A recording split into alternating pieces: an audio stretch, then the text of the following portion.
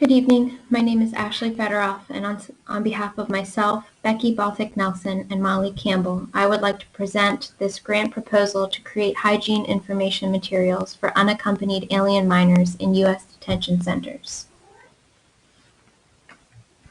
It is our hope that with this presentation, we will qualify for the Four Freedoms Fund from NEO Philanthropy in order to address the health information needs of unaccompanied alien children who are currently being held in U.S. detention centers. The project will specifically focus on teaching proper personal hygiene practices via educational materials such as signage, videos, and in-person demonstrations. The following presentation will cover the following parts: a summary, introduction of unaccompanied alien children in detention centers, an introduction to their information needs, a proposed service, the impact that we hope to make with said service, the project design and evaluation plans, and a conclusion.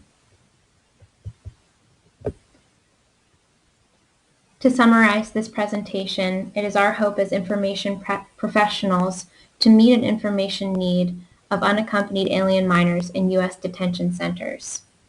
With this presentation, we hope to introduce the information need of UACs, propose a service in order to meet that need, and to introduce the design method for implementation and evaluation of this service. In the summer of 2014, a humanitarian crisis at the border was experienced when a 77% increase in unaccompanied alien children occurred crossing the U.S. border. Most of these children were fleeing gang-related violence or poverty in their home countries of Guatemala, El Salvador, or Honduras. Most of these unaccompanied alien children, which will hereafter be called UACs, are held in DHS detention centers for up to 72 hours, where they receive health screening and emergency medical care. However, during this time, they are also exposed to unsanitary conditions that are caused due to their unfamiliarity with hygiene facilities, and they are also exposed to the possible spread of illness and infection because of their unfamiliarity with hygiene practices. Therefore, we have found that the UACs are unfamiliar with hygiene facilities such as toilets and showers in the detention centers.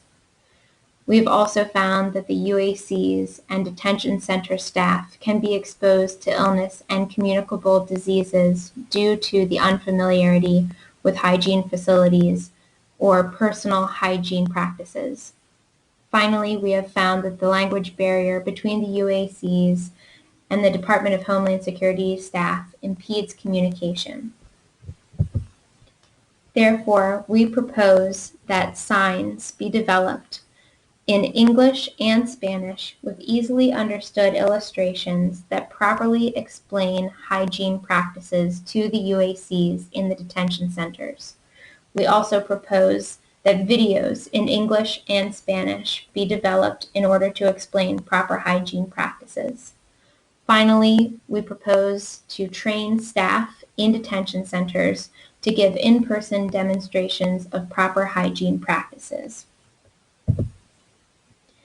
It is our hope that the unaccompanied alien children entering the U.S. detention centers, who may not have the hygiene skills necessary to limit the spread of communicable diseases, will, with the help of these hygiene materials, be able to learn proper hygiene practices, which will lessen the risk of illness and increase the health among the UAC population, as well as improve sanitation conditions within the facility.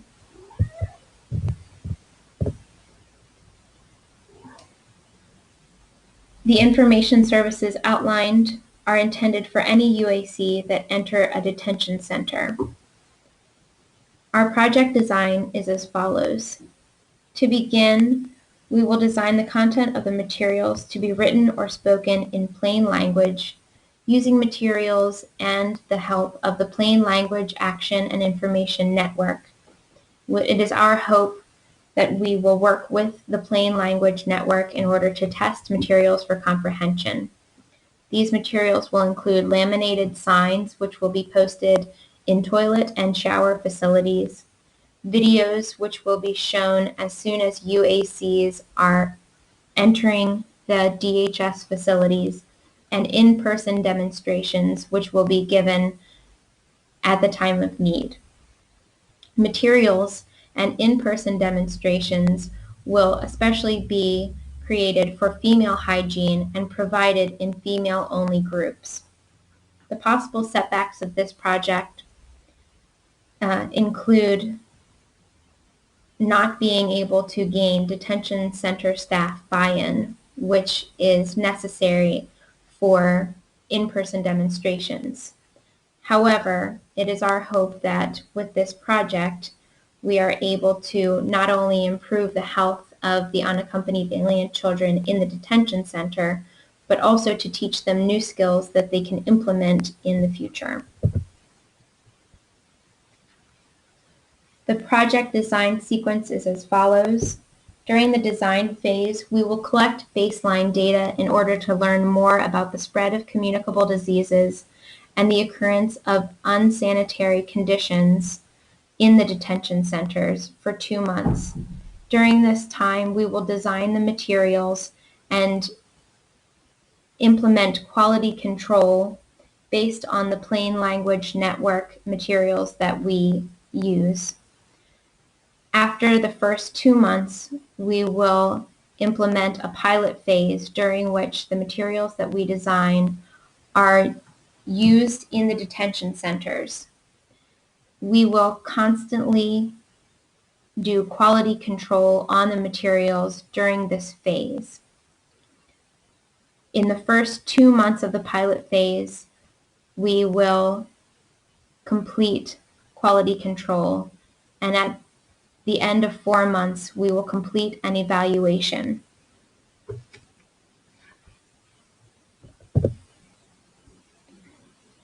Our quality control questions are as follows.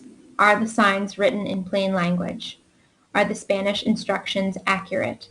Do the illustrations convey the information clearly? Does our process for waterproofing the signs work? Does our plan for affixing the signs ensure they will stay put? Is the script for the videos in plain language? Are the subtitles error-free? Are all videos, televisions, and DVD players in working order? Is our training plan for staff adequate and both gender and culturally appropriate? Is the staff comfortable with participating in the project? Do any changes need to be made to ensure the full cooperation of the staff? The purpose of considering these questions throughout the design phase will aid us in creating the most effective hygiene practice information materials possible. Once the pilot has begun, we will also ask these questions, and we will ask the facility staff to report to us any unexpected problems with quality throughout the duration of the project. In addition to quality control, we will collect data to assess the impact of our project and to determine whether or not our intended goals are being met. The goals for this project are to teach the unaccompanied alien children hygiene skills, lessen the risk of illness among the UAC population, and to improve the sanitation of the detention centers. With that in mind, we have a pre-implementation plan during which we will gather data on occurrences of communicable diseases as well as observational data on the sanitation in detention centers, both through staff interviews. We will also gather observational data on the UAC's hygiene practices through staff interviews.